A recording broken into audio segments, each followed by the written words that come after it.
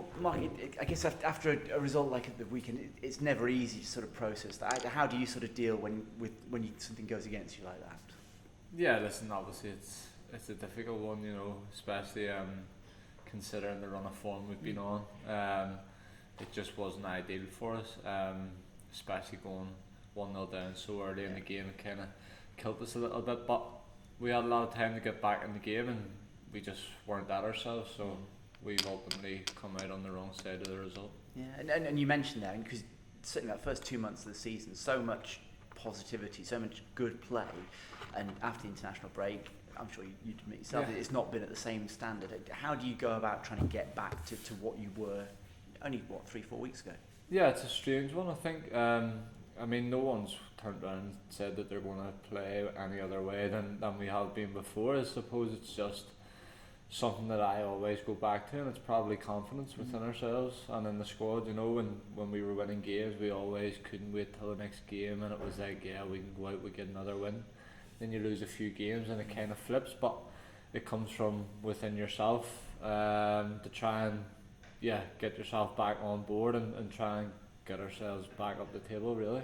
Because to have reached the stage where you've got to show resilience. You can't get as far as you have in the game without doing that. How do you try and force yourself to be confident? It's not an easy thing to do, is it? No, it comes with results, so they come hand in hand. I think when you're winning games, even if you probably haven't played as well, you kind of get away with it in a way, and vice versa. If you play well and your team's losing games, no one kind of looks about and says, oh, he's done well. I think that the team take the hit on that one. So I think when we start picking our results up again and players start believing that we've got something really good within the building at the minute, then we can have a right go. But it's until we get that win again on the board, then we just got to keep doing the right things, training hard, and hopefully it comes. Yeah, and I guess this is one of those times where it's sort of natural to look at your own self and think, right, I'm going to focus on me. But actually, this is where the team, the collective, is really important, that you all help each other out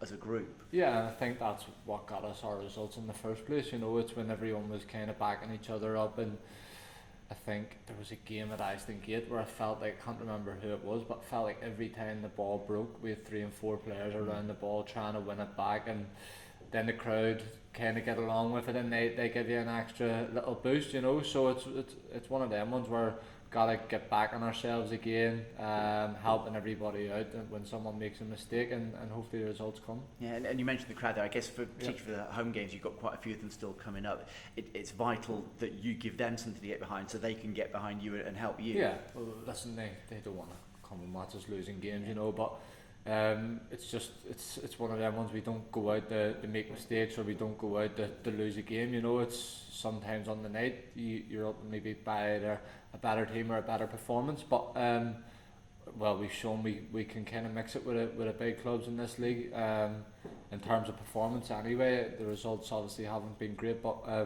we can do ourselves justice, and obviously tomorrow will be a tough game, but listen, we're a good team, so hopefully we can get the 3 points on the board. Well, fingers crossed that happens. And Preston have had a bit of a strange season, haven't they? Being very good defensively, not necessarily scoring a lot of goals, but still causing teams trouble. Yeah, and I think they had a good win at the weekend as well. So listen, they're confident,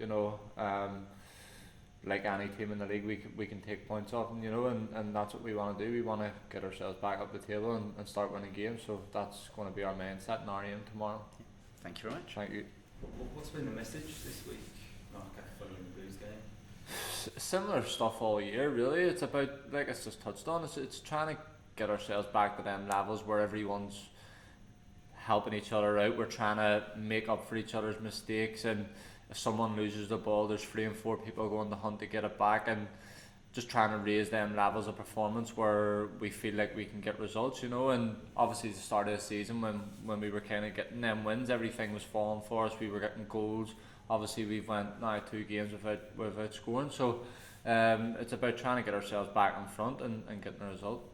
What about your game specifically? Do you have to do extra studying on your game, considering you're in a new league and a new position? I think everyone should, no matter who you are, what age you are, you should always be studying your own game, and how you can improve, because not everyone can't get better. You know what I'm trying to say. So everyone has lots of room for improvement, especially me. You know, I've played, I think, probably about 15 games in my career at wing back. You know, I played a few games there at Oxford, and the manager switched it back, and I was playing a little bit higher without the defensive side of it. And now here I've probably come in, done well there, and then the managers kind of went, yeah, well, we can play him there as well. So listen, it's a new position for me, but it's something that I'm obviously really enjoying.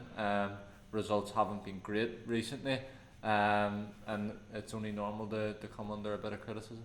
What parts of the position are you enjoying?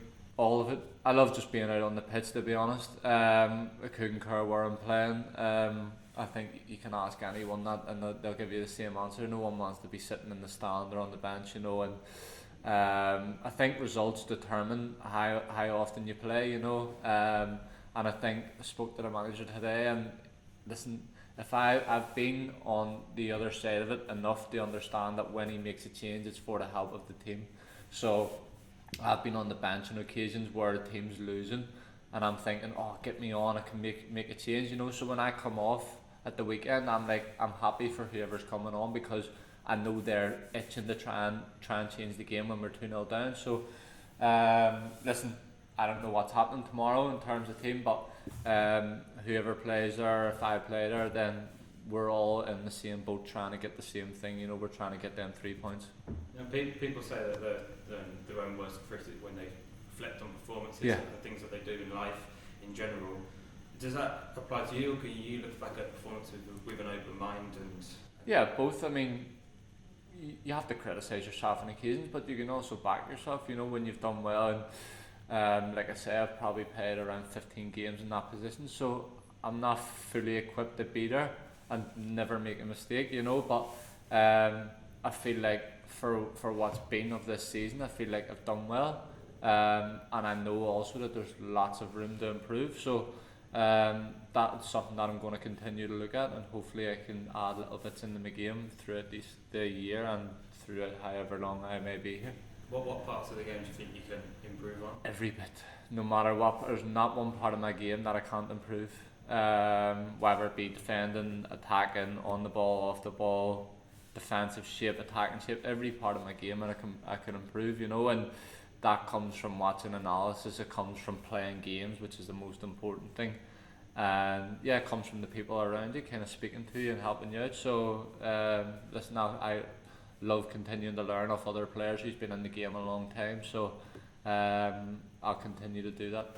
Can I ask about the decision making in that position, because there's such an emphasis on attacking that obviously you can get exposed defensively, that space in behind, so I guess how important is it to know when the decision is to go forward?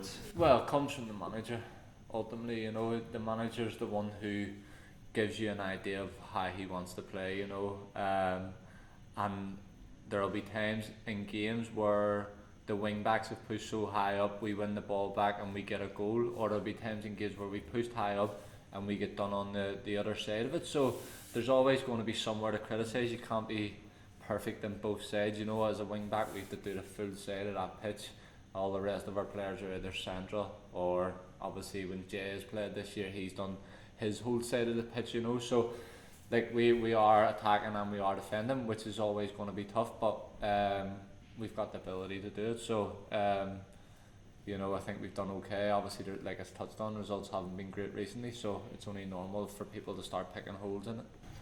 Which senior pros are you learning from it? Is that inside the club, or? Yeah, not even so much just they have to be senior pros. It's the people who's closest to you on the pitch, you know. So obviously the likes of Zach and that this year, who I would be always close to on the pitch considering his position, and then you have the likes of obviously Andy Diamond in the 10 position, and then the strikers as well. But it's even the likes of Tommy, who's played this year as well. He's only a young lad, but you can still continue to learn, because it's about relationships as well. So if I know what way he wants to play, I'm learning from him, you know. So it doesn't have to be a senior player, but more so the closer players to you on your pitch. So I don't learn much from Jay because he's so far away, and I barely ever come into contact with him, which is strange.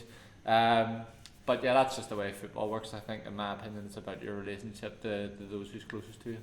Just in general about your time in Bristol, are you settled? Yeah, no, I love it here, I really do. My family's here, I've got my little girl here, and it's very easy for my family from back home to come and visit with the airport being so close, you know. So they've been over plenty of times. I've got my sisters coming over as well who've never been over when I was at Oxford, due to airport situation and with COVID.